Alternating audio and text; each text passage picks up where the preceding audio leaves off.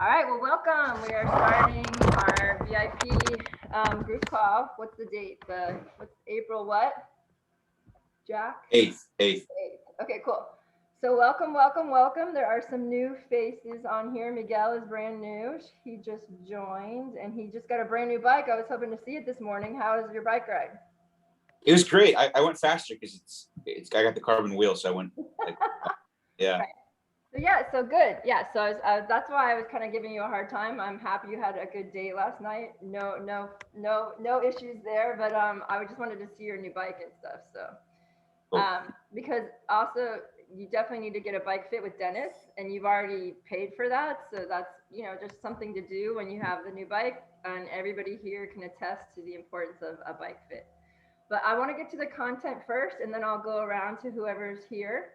But I wanted to review Garmin, right? Your Garmin settings on your watches and your wristwatch and your bike computer, and the most important screens. Okay, and I will post like my screen in the group chat.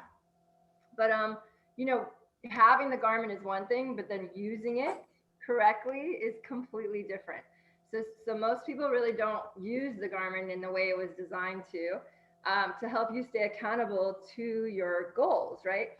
And today in Triathlon Obsessed, I also posted a reignite like a reigniting your goals and intentions for the second quarter, because a lot of times after the new year is over, we're all excited, and then maybe 2 or 3 months in, we kind of lost sight of the real goals. So definitely would like you guys to participate in that in Triathlon Obsessed, and go ahead and post what your goals are for the swim, the bike, and the run. And if you have a triathlon, a time goal for the triathlon. But don't pull these numbers out of the air. Like, these have to be based in reality, based on previous tests and previous races, and get specific, because just saying I want to do better, um, yeah, you'll probably do better. I mean, I'm going to make sure you do better, and Jack is going to make sure you do better. But you're just kind of really not getting specific, right? If you just want to do better, most likely you'll do better. But let's like get specific and dial in numbers, right? So we have the information. Everybody has one of these, right? So let's use it the right way. So let's just talk about the bike computer first. So it's really important to have these three things are the most important, but I have like 10 screens on mine. But the number one thing is your lap time, right? Because we're all going to be doing intervals. And when you do the intervals, you want to know how long you're doing the lap for. And then you want to do, if you have power, real time power. If not, then you're going to do real time heart rate. So it's either one or the other or both. And then you're going to have lap power right next to real time power, or lap heart rate next to real time heart rate. Okay. And it's okay if you don't have a power meter, you can totally use heart rate. I used heart rate for many, many years. But it's just, if you want to get better, faster, power is definitely the way to go. And then this one is super duper important too, cadence, right? So I have real time cadence right next to lap cadence. And then my other boxes are the time of day, because it's always good not to be late if you're training. Know what time it is, where you are. And then I just have my overall timer, so how long I've been out there. And that helps me keep track of my nutrition. So if I'm going to do a 3-hour ride, I like to eat every 35 to 40 minutes. I look at my timer for those eating intervals, right? And then speed. And speed is honestly doesn't even have to be on this screen, right? Because we don't train using speed. And it's so funny, because I'm happy Miguel even mentioned that, because that's all we want to do is get faster, right? But if you train by speed, which is completely out of your control, you won't be successful in the long run, because you're always going to have workouts that you can't complete because there's a 20-mile-an-hour headwind, or it's a hilly course, or whatever the case is. So speed is here on mine only for the group ride. I use the group ride speedometer to help us stay in a pace line, holding a consistent pace. So is there any questions on that so far? And like I said, I'll post a picture of this in the group chat. Erinne, I have a question. Yes. The power, real-time power, is that average over 3 seconds? Yeah, okay, so let's talk about that, because you have a choice of 3-second, 10-second, or I think 30-second real-time power. So if you have used your power meter before, you would notice when it's real-time power, it's really staccato. That means it goes up to 300 and it goes down to 60 and it's all over the place. So how you smooth it out is you choose the higher average. So 30-second power is going to be a smoother jumping around because it's only going to read your power every 30 seconds. But I kind of don't care about the staccato because I'm looking at my average lap power, and we're going to talk about this in detail. So I use the 3-second power because I want to know, like in the moment, as many times as I need to, like what my power is in the moment, right? And they don't have 1 second power. There is like a little bit of a delay. It's 3 seconds. So I use 3-second power, and then I focus on the lap power, right? And so how this works is, like, say you're doing an interval and you have just a super simple example is 3 by 10 minutes, and you're supposed to hold 200 watts, let's just say. So, I mean, I'll just give you my example. Actually, let's do the workout I did today. So I did 8 by 5 minutes at my lactate threshold. So I pressed bottom right, or bottom left, which is my lap button, and I started my interval. And every single time I started way too hard, right? So my average lap power was like, my goal was 165. And I would be up at 200 for the first, 30 seconds. I'm like, okay, well, if I hold this pace, I know my fitness, I can't hold that for the 5 minutes, right? So I actually had to lighten the effort on my 3-second power number. Like, so I watched those numbers kind of be lower, down in the 140s, right? So my power is down in 140, so that I brought my average lap power down into the 160s because I knew I needed to sustain that. And if I tried to keep pushing and kept going, I would blow up and I would ruin the whole effort, right? Does that make sense? Yes? No, maybe. John, you got it? Miguel, are you there yet, or is this over your head? It's a bit over my head. Yeah, I was pressing buttons and I can't even figure out how to modify the variables. Okay, Yeah. so yeah, that's another reason why you need to like come to the classes, because I can help you with your watch and help you set up the screens and stuff. There are tutorials on Garmin.com, like, or you go to the YouTube channel and they have a million tutorials.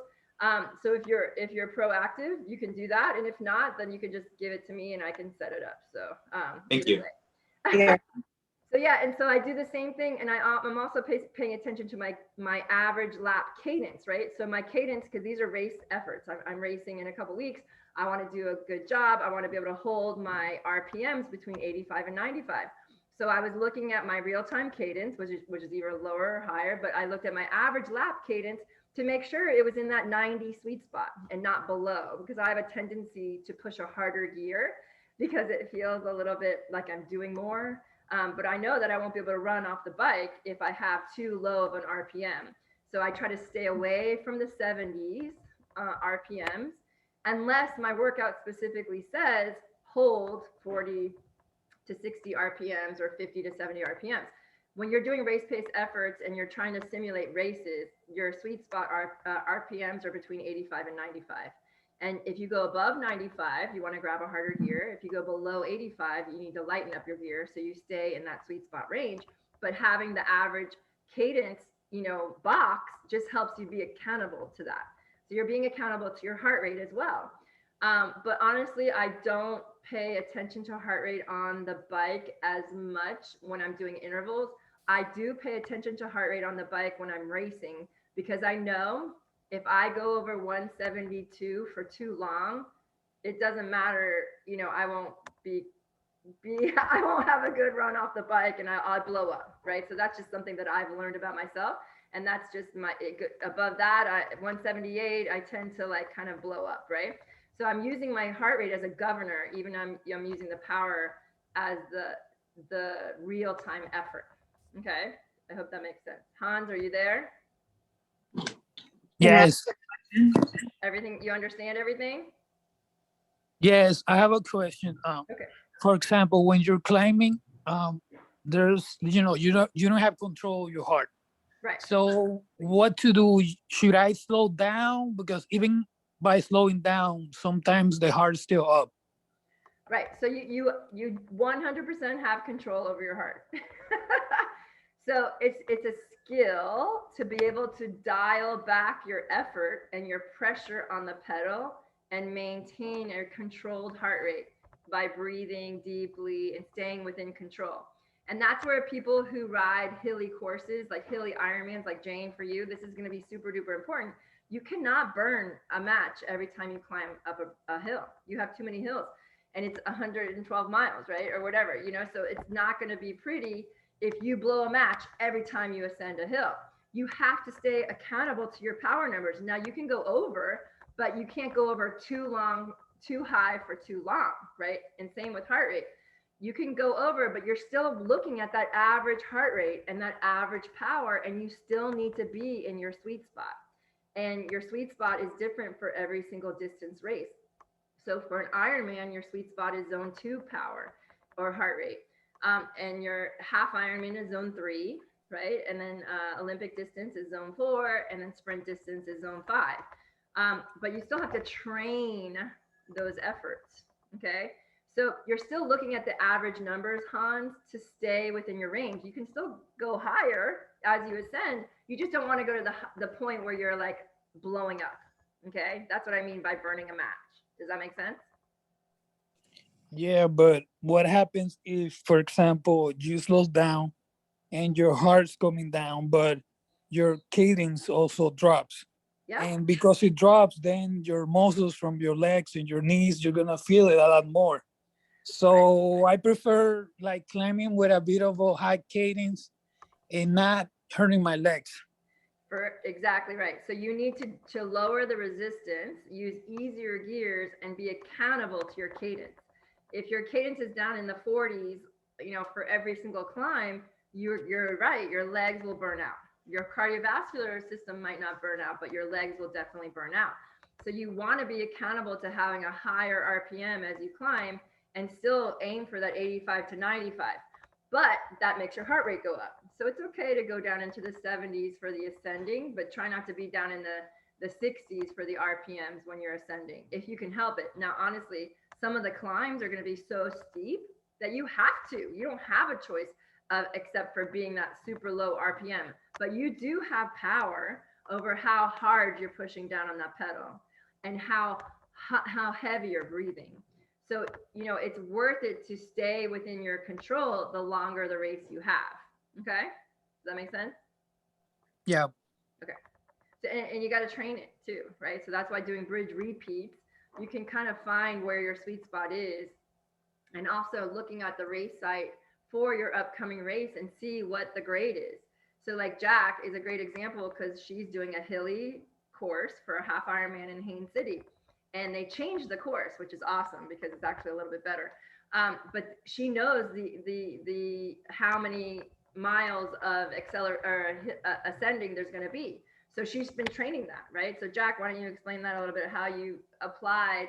You looked on the website and you saw how many feet of climbing it was, and then you did your long run and you did your long bike ride to include that amount of climbing, right? Yes, exactly. Yeah. So, and then I wanted to give an example. So for me, my plan is on the bike, I'm going to keep my heart rate on the flat around 150 at the beginning of the bike leg, probably like 140s. And then by the end on the flats, maybe like 150, 155. And then I know when I'm climbing, I can get up to like 160 or 165, and that's okay. And then to use the downhill as recovery. So to do the closed mouth, nose breathing recovery downhill to get your heart rate back under control. Love it. And then I know if I hit 170 heart rate, then it's bad news. Yeah. And then I have to. That's burning a match.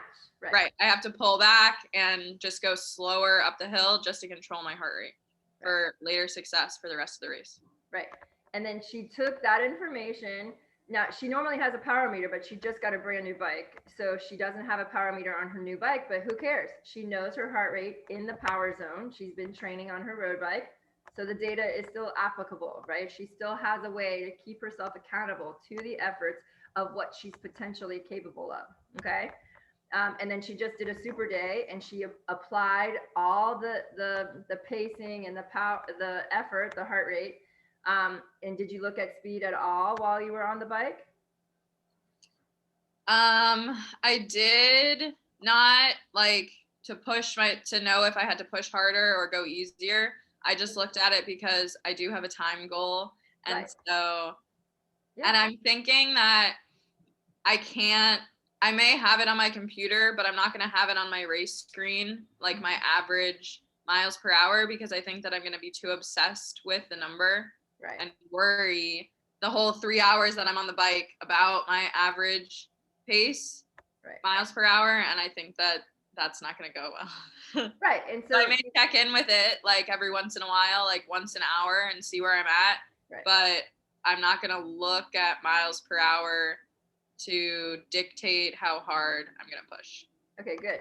And like, so that's important. And, you know, it's hard, right? But because you do have the time goal, and you also want to apply your time goal to the TriCalc 3 to have kind of an estimation of how long the bike is going to take you. So you do need to look at your speed, don't get me wrong, but you can't be accountable to the speed. And when you did your super day this weekend, it was like so windy. So imagine if your goal was to hold 18 miles an hour and you had a 20-mile-an-hour headwind, you would have blown yourself up, right? I mean, it would have not been pretty if you were accountable to speed this past weekend as opposed to the heart rate, right? Mm-hmm. Yes. Okay, cool. All right, any questions about doing this? Because this is what sets, you're already training, you guys. So this makes me so frustrated when people are like, oh yeah, I'm training for a half Ironman, I'm training for an Olympic, I'm training for a sprint. And the training is the volume. Okay, a sprint, well, I have to swim 400 yards. So I'm going to swim 400 yards every time I swim. Well, you're not really going to get very good at swimming if you only swim 400 yards. Okay, so instead of thinking about the distance of your race, you can't do that either for an Ironman. You can't train for an Ironman by doing the distances of an Ironman. You won't make it. You need to be doing this kind of stuff. First, you need to get comfortable with your skills, right? So riding the bike well, swimming well, running well, being efficient, being able to do those things with a very low heart rate and good form. That's number one. But after that, you got to start doing intervals. You don't get better unless you stress your body. And when you stress your body, recover, then you get better. Okay, that's how physiology and how science works. Okay. So any questions about the bike computer? I have a question. Can you hear me? Yeah. Oh, okay. Sorry. For us older athletes, Yeah. I can basically see 3 items on my watch at a time. Right. No more. I can fill multiple screens, obviously, like everybody else, but I cannot see more than 3. Right. So I find that if I'm riding with, say, lap time, power, I think I'm going to do 10 seconds because 3 seconds, I'm like all over the place. Right. Not very helpful.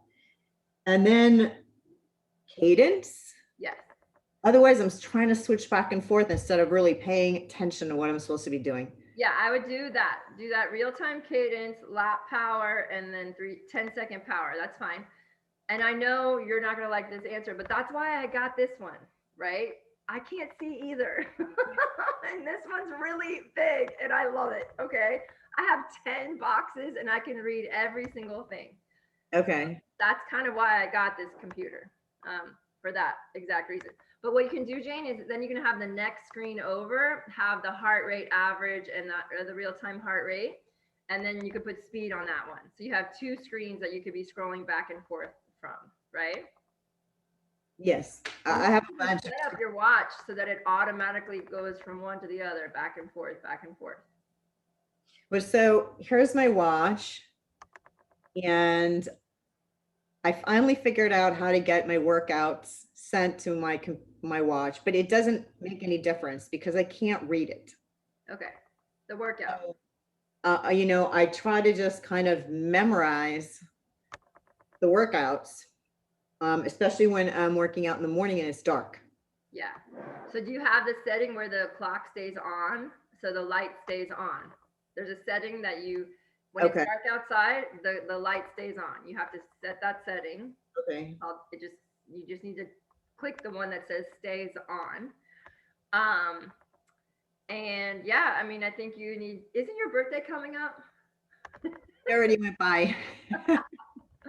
Okay. But yeah, so like the bigger screen really does make a difference. Okay, This thing lights up in the dark, you know? So, okay. but yeah, I mean, you kind of have an idea as long as you know your numbers as far as your power numbers and what you're trying to hold on to, you know, you're going to be as close as possible, right? It's not going to, it's okay if it's not perfect. And there's a range, right? You're hitting a range. So you're just trying to be accountable to that effort. And I'll give you an example for Jesse.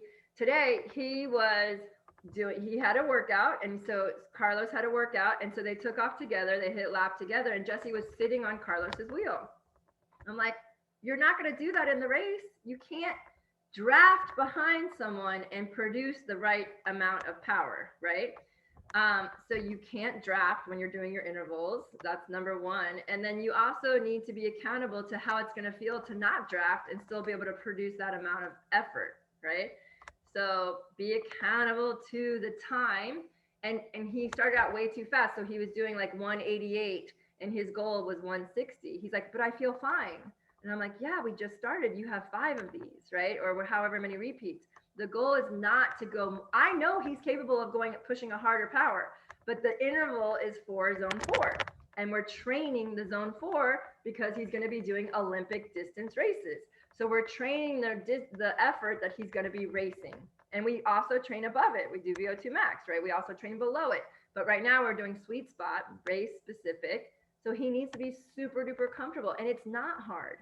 It's something that he's totally capable of doing. But people think, oh, every single time I do intervals, I have to be throwing up.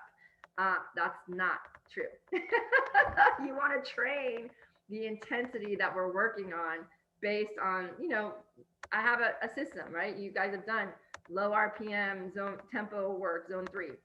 We've done VO2 max. Jane, you're just starting your VO2 max stuff. So it wasn't a surprise to me, Jane, that you didn't have a big improvement in your speed yet because we haven't done any speed work, right? So after this next 6 weeks and we test again, you're gonna see a big jump because we're doing speed work. Does that make sense? Yeah, it's horrible. I know, I love it. Speed work is fun. It's short. You know what I mean? Like those 30-second efforts. I love those. Come on. You gotta like that stuff. No? No good? No. Okay, cool. So we're gonna move on from the bike computer unless John, do you have any questions about the bike computer and the settings? No, you good? Ollie, you're gonna have to go back and listen. Rob, do you understand? Yeah, I have all those 10 fields. Okay, awesome. Rob? Yeah, I understand. Okay, and you got those fields set up on your computer? Yes, I do. Okay, so I when must you're gonna power. go ahead, Rob. I mostly focus on power, maintaining steady power.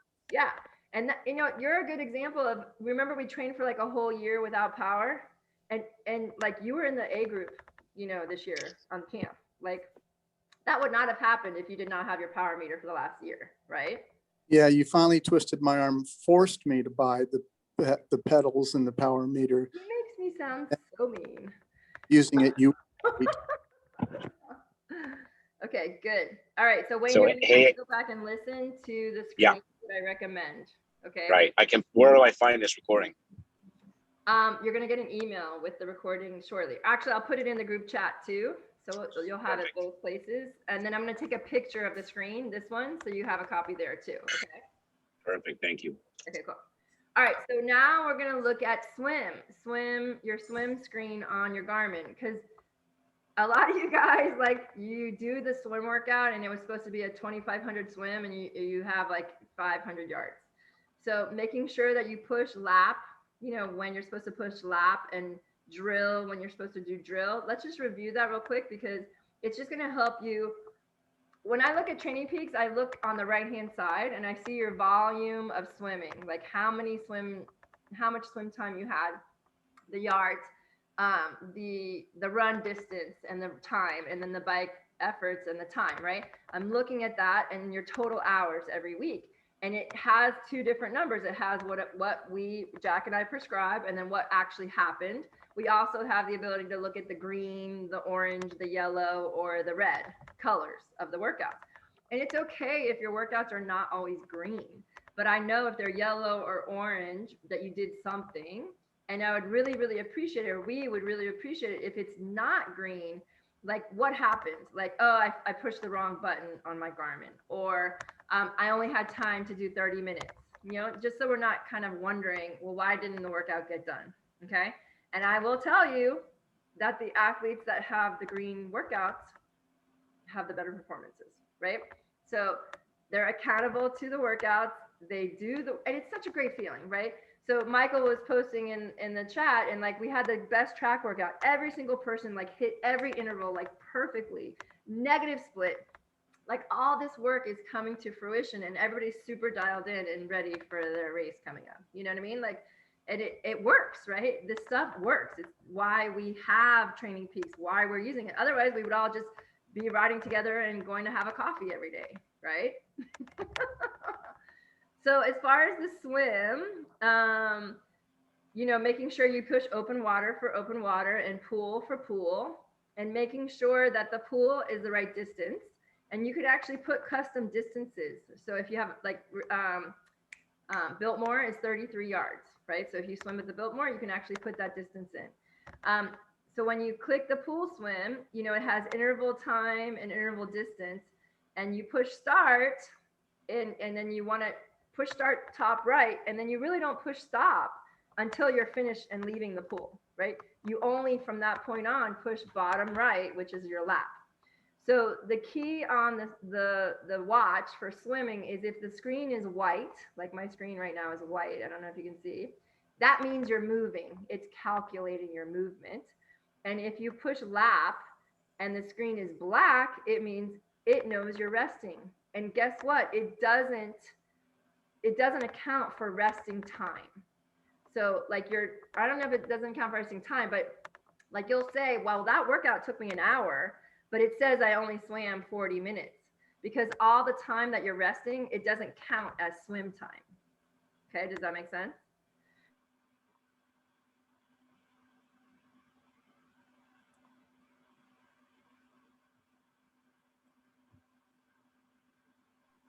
I'll take this opportunity while Erinne froze to just say that the actual total swim time goes into Garmin Connect, but only the swim time goes into Training Peaks. So like my swim yesterday took me an hour, 10 minutes, but my Training Peaks swim time was only like 40 minutes. Yeah. Like. It does that.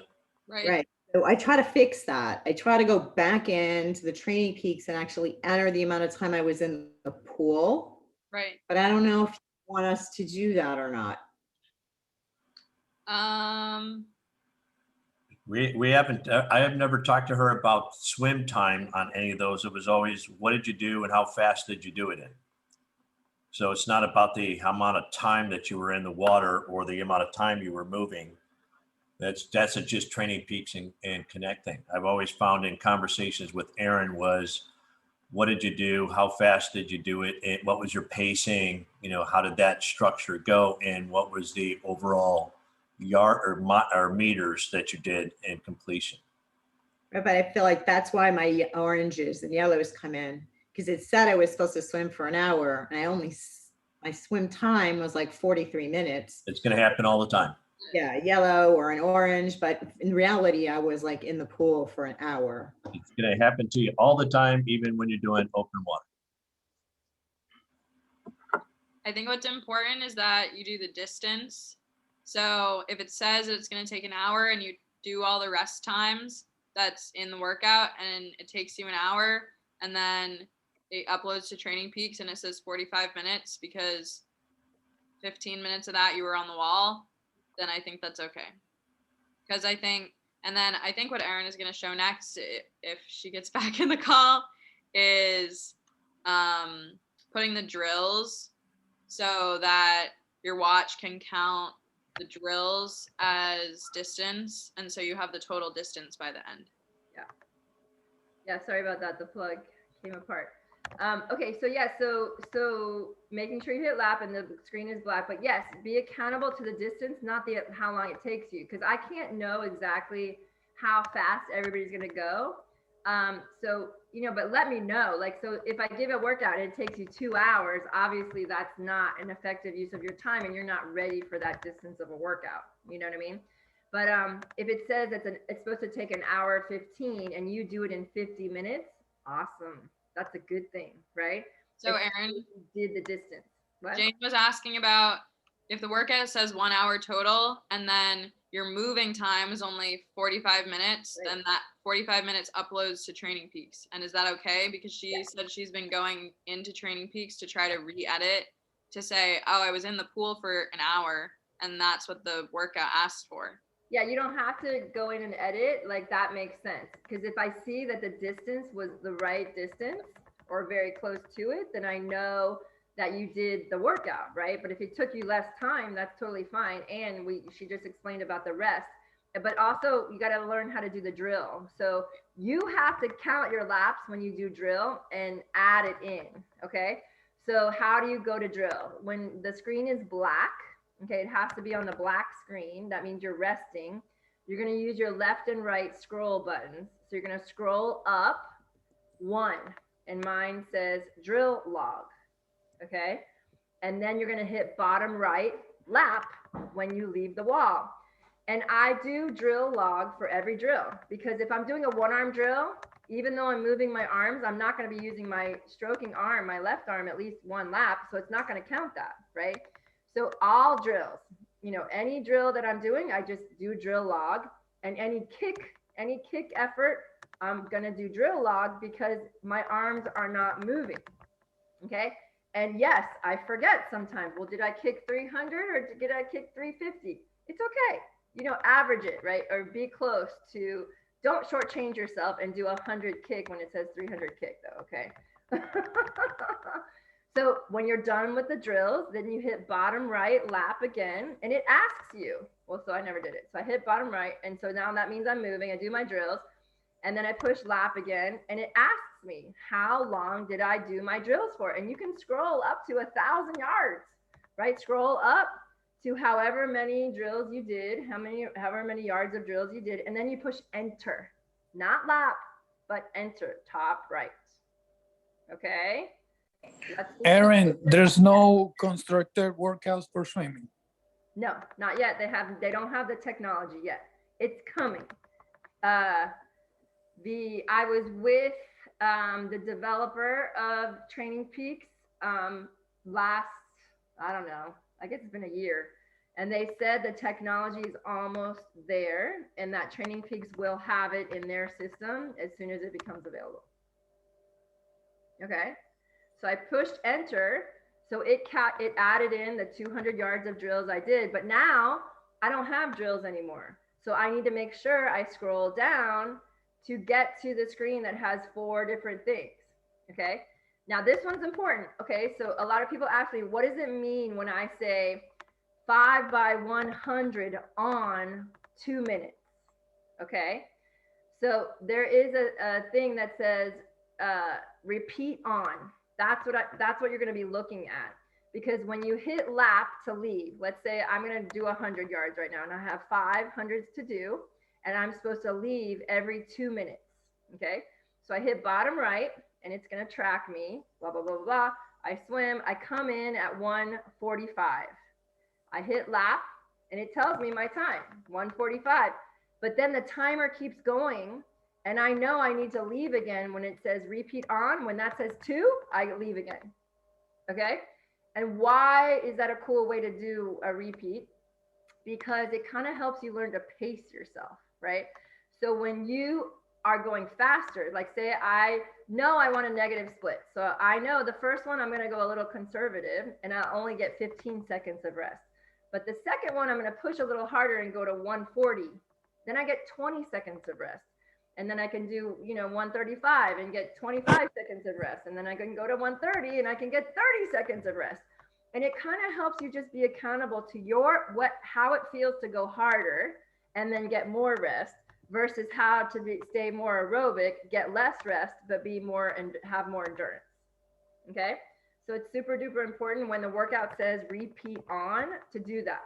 And then on the flip side of that is if I have a workout for you and it says repeat on 2 and you're coming in at 2, don't leave on the 2. Go ahead and add 15 seconds. So you at least get a 15-second rest and repeat on the 2:15 and let me know. So that when we do workouts in the future, we won't have you leave on the 2 until you get faster. Does that make sense? Jack, do you have anything to add as far as explaining how to use the Garmin for swimming? For open water swimming, do you ever use the screen that has your pace? Because there's a screen that has pace per 100. Yes, you can definitely do that for sure. And it takes some skill to open water swim and look at your watch, right? But you can dial in, right? And do that. So the Form goggles are really great for that because they have your speed, your pace inside the goggle. So if that, stopping to like take a stroke and like kind of glance at your watch while you're swimming is hard. But it's, honestly, you're such a good swimmer, Jack, though. Is this specific for you? You know how it feels to swim at your 120 pace, your 130 pace. No, just in general. Yeah, you can totally use that. The one thing that's frustrating, though, I will tell you, like people expect to be faster in the open water, and it takes a lot of skill to transfer your speed from the pool to the open water. Right. And so people be like, oh my God, I was so bad. Like I swam 2:15 per 100 in the open water, but I can do 1:45 per 100 in the pool. And I'm like, that's appropriate. That's normal, right? But you start to be accountable. That's how you give the numbers energy, and you start to pay attention to actually being able to push in the open water because you don't have the wall to push off. You're not holding your streamline as long. You don't have those lines to hold you in place and help you be accountable to your stroke count, right? So it forces you, if you want to get that number closer, then swim better in the open water, right? It is possible to get those numbers closer, but it takes a lot of skill and a lot of repetition. Okay, any questions about the swim stuff? You guys good? And then also when you're doing intervals, it takes some practice when you touch the wall to hit lap right away. I was doing 500s this week in the pool, and all of my times, they have like 2 extra seconds because I don't hit lap like fast enough. I hit lap and I look at my time and I'm like, I hit the wall, so. Yeah, so I have a way of doing it. So I plan it when I see the tee, I glide to the wall, and as soon as my fingers touch, I hit lap. Like I am not gonna have any extra seconds on my time. But that's just me. And then I keep throwing Jesse under the bus, but he stands up, he looks around, and then he hits lap. I'm like, Jesse, that was 5 seconds. Like you're faster than that. Right? So play with it. The sooner you hit lap, the faster your time will be. Got it? Okay, so the last screen would be running. And so running obviously is super duper important as far as you're being accountable to your cadence while you run, counting your footsteps for 15 seconds.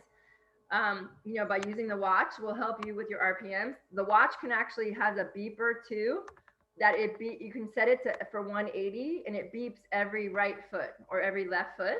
So if you're having trouble getting that 180 RPMs, the watch can help you do that. Okay. If you ask me where it is, I don't know. You have to like go through all the settings. So you're ideally using your watch for running. You have a warm up, right? You have a drill set perhaps, and then you have your intervals. Or if it's a long run, I love having the lap repeat, 1 mile. Okay. That comes with the watch, leave it, right? Because it helps me not have to go look for your mile paces, right? And see, okay, did she positive split this long run or did he negative split this long run, right? So keep the 1 mile repeats in there. Oh yeah, and on the bike computer, please take off the 5 mile repeats, okay? Cannot stand that, especially when you're doing intervals and all of a sudden the interval gets cut short because you've gone 5 miles, okay? So you wanna do auto lap on the bike. And then for the run, it's really helpful to keep the 1 mile repeat there. And then if you're doing intervals that are less than a mile, that's okay because you're hitting lap. It doesn't add up to a mile to auto repeat. Does that make sense? So the other thing is if you're using your watch at the track, don't worry that the time you use the watch for your drills is like, don't push stop and start, stop and start, stop and start. Just leave it on. And I know that there's going to be a section in the workout that you did drills. It's going to lower your average pace for the workout, but who cares? That's okay. We care about the interval repeats. That's what we're giving energy to. So don't worry, like if you're doing drills and you're it's going tick, tick, ticking, because what happens most of the time is people do stop, start, stop, start, stop, start. And then they go to do the repeats and they're stopping the watch while you're supposed to be running, and you're, pausing the watch when you're the opposite, right? So just leave it on. You get to the track, you start your warm up, you leave the watch on, and you just keep hitting lap, bottom right, okay? And the cool thing is every time you hit lap, it tells you what your time was for that effort. So if you're doing a 200 and you hit lap, you press start when you leave, you hit lap at the 200, a number pops up and says 1 minute. And you know that, okay, I was supposed to do a 200 at an 8-minute pace. That is right. I am right on target.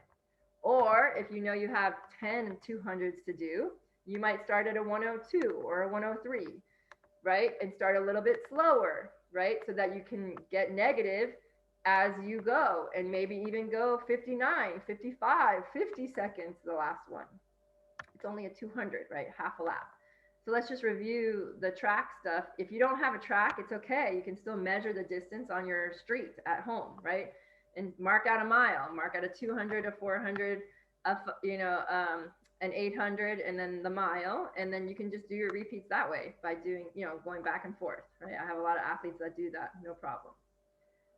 Any questions about the run settings? Jack, anything to add? I had a thought. I wanted to go back to the swimming. Okay. So for intervals, for example, let's say you're doing 3 times 200, and in the 200, you're supposed to negative split. You don't have to hit lap at the halfway in a 200. Just swim the whole 200, and then we can look later, either in Garmin or in Training Peaks, to see if you were able to do the first 100. Well, the second 100's faster than the first 100, right. But you don't have to hit lap for those 100 times. So just keep swimming through the halfway. Good idea, because Jane did that. Yeah, so that's good. Yeah. I wanted to just mention for everybody. Good and point. Then also in the pool and running, hit start one time at the beginning of the workout and then hit stop at the end. So then everything for your workout is uploaded as one file. There are some people, and I don't know names, I can't call anyone out right now, but their workout will upload as like 3 different files. Yeah. And then things get lost. Yeah. Like I said, just push start and leave it on and just keep hitting lap. Okay. And so why are we giving these numbers energy? It's crazy how when someone switches from volume training, meaning just doing the distance of the swim, just doing the distance of the bike, just doing the distance of the run for their race, or what they perceive is enough training, to just starting to do repeats, like, and saying, okay, well, I'm not trying to go fast, but I just want to do the same time, like let's for swimming. I want to do 5 100s at the same pace, and say it's a 2:30-minute pace. If you don't have your watch, how do you know if you're being consistent? So a lot of times people will say to me when, I ask them for the Garmin and stuff like that, and their goal is to get faster. Well, I don't want to suffer. I don't want to push myself. It's crazy because you don't even have to push anymore and you will start to get better. Just because you're giving the numbers energy, you're just being accountable to them, right? So I will give, I'm using Jesse as an example a lot, but he was doing 50s at a 1:30 pace. And in one class, we were just by using the watch, because he was not even aware of how fast he was going, because he would push lap, but he wouldn't look at the time. Okay. So just by being aware, oh my gosh, I'm doing 1:30s. And I'm like, you can go faster. I know you can, right? So we worked on a lower stroke count, no faster, no higher heart rate, a lower stroke count, and having more effort on the catch. In one session, we got him down to a sub 1:50. Just by looking at the numbers. He said, I'm like, how do you feel? He would finish the 50. I feel fine. Not even high heart rate, right? Just because he was paying attention to the number, okay? So you don't have to go think of it, oh, I have to suffer to do intervals. No, it's just doing them and being able to repeat them. And if you're in an endurance sport like triathlon, you have to have endurance to do the whole distance. And by doing the repeats, it proves that you can, right? So if you know you have to do a 500 swim and you do 5 by 100 at a certain pace, then you have the confidence to go out and do it at a race. Does that make sense? Ollie, we missed you this morning. I missed you guys too, but I'll be out there today. Are you going to sleep at all? I did already. Okay, cool. Did you guys have any specific questions? Like if anybody wants time, you know, now's the time to ask. I have another question for the run for heart rate. Do you have your, I don't know, did we really say what your screens are when you run? Oh yeah, Like, I don't think we actually did. Do you put it on? I have been putting it on my lap pace, like for my long run, that I've been planning my paces for my race. And for the question specifically, do you do your real-time heart rate or your lap average heart rate when you're running? Okay, yeah, so this is really, really good. Thank you, Jack. That's why I have you here. So long runs, you're accountable to your heart rate more than your pacing. Okay, so remember we've been working on that low heart rate, maybe even running with your mouth closed, to know that you're really aerobic. Okay. And so a lot of times when people say, well, I need to know how fast I'm running for my long run, really, I don't care in the beginning, especially. There will be times as we get closer to your race day that I might say, do, 3 by 1 mile at a 9-minute pace, because that's your goal time for your end of your race, right? But honestly, most of the time on the long run, the purpose is to build your aerobic engine and be accountable to your heart rate, not your pace. So for your long runs, you can have your pace there and you can have the mile repeat be on just so you're aware. But the goal is to be accountable to the heart rate zone that I say, which is usually 150 minus or 180 minus your age. Or if you had a metabolic test, we know what heart rate you're trying to hold. Okay. Now for the track, I don't even look at heart rate. And honestly, it can be a limiter, right? Because if you see a high heart rate, you might get scared, and that happens, right? You're like, oh my God, my heart rate's 200, but you actually feel fine, and you're walking and talking, and yeah, you're working hard, but you just have a higher heart rate, right? So at the track, I really don't, I mean, I might look at heart rate if I'm really like, oh my God, I'm really feeling like a lot. And I might look to see, okay, wow, it is 180. So I really gave that one a good effort, but you really want to be more accountable to your paces for the track. Okay, Kat really wants to be part of the group today.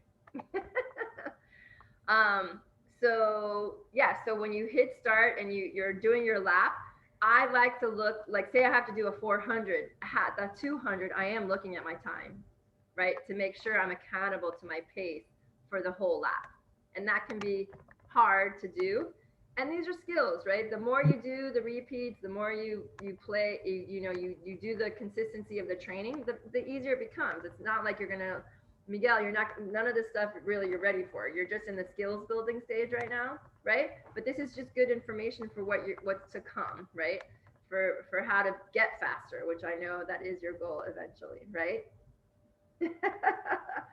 So try not to be overwhelmed by this stuff, because it does come organically when you're ready to do it. You're like, okay, now I get it, right? All of a sudden things click. Did I answer everything about the run? Jack? So on your watch on a long run, what are your fields? Yeah, I scroll down to just pay attention to heart rate typically, because my watch will give me the auto lap at 1 mile, right? So I know if I'm doing a long, slow run and my goal is to be aerobic and I start my first mile at a 9-minute pace, I know that I'm in trouble. I'm going to positive split that long run just because I'm not capable of that, right? So you do want to look at the paces initially, that first mile, because everybody's heart rate is low the first mile. Everyone, okay? So what happens is you get 3 miles in and all of a sudden your heart rate shoots up. Well, you want to stay way under initially until you get all your blood vessels opened up. And then you'll be in like a sweet spot for that low heart rate. And if you need to stop and take walk breaks to bring the heart rate back down, that's fine, right? You'll do that less and less and less the more aerobically fit that you become. So,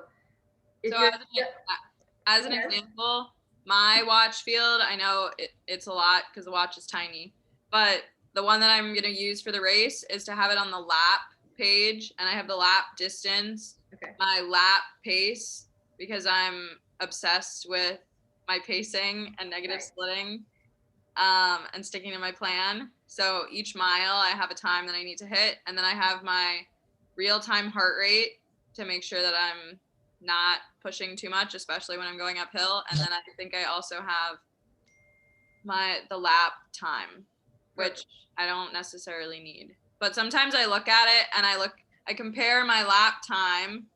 Let's say if I'm at 5 minutes of my lap time and at my pace, I'm running a 10-minute mile. I'm like, okay, I have 5 more minutes in this lap. And then I like reset in my brain and I eat one of my Cliff Blocks. Right. I take some water and then it's like a reset for the next mile.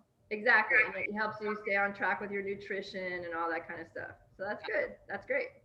And like I said, she's not being a slave to the speed, right? But she knows what her goals are, and she knows she's monitoring. The heart rate is like a governor on the run, because if it gets too high on some of the hills, she knows that it could cost her, and we talked about the negative split, those first 3 miles on the half Ironman are just so crucial to not go too fast, right? There was something else that you said that I was about to comment about, but I can't remember. Oh, cadence. So, just being accountable to the cadence too, as much as possible. So, you can count both footsteps for 15 seconds and the goal is 45 footsteps. Or you can count for 10 seconds and the goal is 30 footsteps. But just remember, when you're tired or if you're trying to push a harder effort, that's when the cadence matters more, okay? Because you tend to slow down your RPMs and sink more into the ground when you're tired. And then then you're wasting more energy. Like the ground is like sucking all the energy out of every foot strike. As opposed to, like I was with Jack at the track this week and quick and light, like literally quick and light. Like I visualize my idol who has the 5:20 run pace for 24, 25, 26 miles, right? I visualize that runner and I want to be that runner, right? So quick and light, fast arms equals fast feet. More than I'm a slave to the effort sometimes, just because I know the longer the race, the more that cadence can really start to cost me energy, right? So that's why it's good to have the timer also for cadence. Exactly. Yeah. I think you can put a field on your watch to show your cadence, but that would probably be too staccato, like to actually use your watch to tell your cadence. So it'd be better to just count. Yeah. Because the counting, and it also kind of takes up time, especially if you're doing like a 13-mile run. Gives you something to think about. Okay, and there was one other thing I was just about to say. Anybody have any questions about the run settings and the run thing? Did you learn something today? Yes? Yeah. Yes. What? Yes, learned about the Garmin. I think I was one of the people who always messes up my Garmin. So this helped. It's everybody, right? I've done it, right? When I'm always mad when I'm like, I stop at the wall on the pool and it's white and I just hit lap and I'm like, damn. So, then I go and cheat and I put it in the drills and like did this one. I have to have those numbers. And not everybody has to, you don't have to be a slave to the numbers, but it does just help you, with the energy and just being specific. You guys are spending the time training. Why not just train the right way? Why not use the tools? This is an expensive watch. Might as well use it, right? And the information that it's giving you. Does that make sense? Yes. Okay, cool. Yeah, and then timing your nutrition, right? You can have reminders set on your watch and your bike computer for when to eat, right? You can set all that stuff up because honestly, in half Ironman and Ironman races specifically, you do kind of get fatigue. You get brain fatigue, right? And I've had many, many athletes have a terrible run off the bike of an Ironman just because they simply forgot to eat enough. And they were like losing focus about it. And they're like, well, wait, did I eat? Or I don't know. So making sure that you're consuming enough on the bike is actually huge if you want to have a successful Ironman, right? So using the watch for that can be very, very helpful too. All right, any other specific questions? Okay. I'm happy to stay on. It's been an hour, but you got Jane, like, so good to see you. I haven't seen you in so long.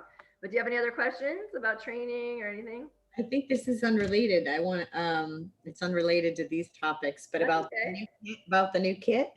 Okay. Are you waiting for like one big bulk order, or how does that work? Well, yeah. So Jack, we just did our numbers and we're close to the 10 pieces that we need to order. But yeah, so we just need a few more people to purchase. Okay, so like I ordered in like end of February or something. That order still hasn't been placed. Exactly. Yeah, not yet. So we will encourage people to get a few more orders in. What did you get? I think I got a cycling top and then I think a tri-top and shorts. Okay. Okay, cool. So yeah, so if anybody wants some full circle gear, let's try to get a few more pieces so that we can ship the order, get the order shipped in. And it's really good quality, like it's super thin. It's really great for summer training, especially like very breathable fabrics. All right. And maybe this is about anything. Doesn't have to be related to the Garmin. Is this a question for Jack? Maybe I still am a little curious about the CSS calculation for the swim. Do we or don't we have to do a 100 yard test? Like when I looked up the calculations that I tried to do it myself, it made it look like we were supposed to put in a 100 yard test number also.